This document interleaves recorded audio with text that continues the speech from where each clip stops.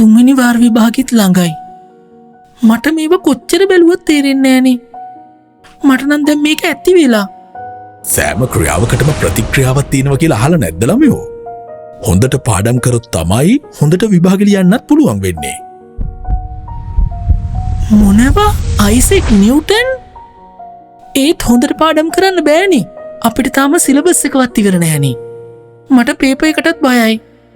ඒකට තමයි ළමයෝ මේ නොවැම්බර් මාසේ සීකේස සයන්ස් මාක් බූස්ටින් කැම්පේන් එක පටන් ගන්නෙ.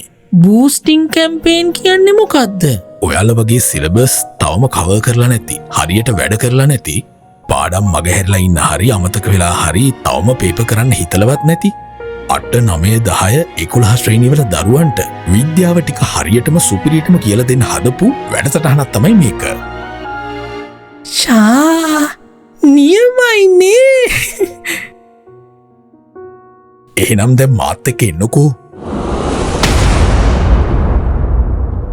මේ පාසල් නිවාඩුව පුරාවටම සම්පූර්ණ පාඩම් මතකාවර්ජනය කරන රිවිෂන් පේපර් ක්ලාස්. ඒ වගේම පේපර් බයනසන පේපර් හුරුව හදන ස්ටානයිට් පේපර් ක්ලාස්. උදෑසන බවවර්ණ හා කෙටි ප්‍රශ්න හුරුව හදලා දවසම ෆ්‍රෙෂ් කරන GM පේපර් ක්ලාස් ඇතුළු සුපිරි වැඩ ගොඩක් එක්ක නොවැම්බර් මාසයෙන් සම්පූර්ණ විද්‍යාවම ගොඩදාගන්න පුළුවන්.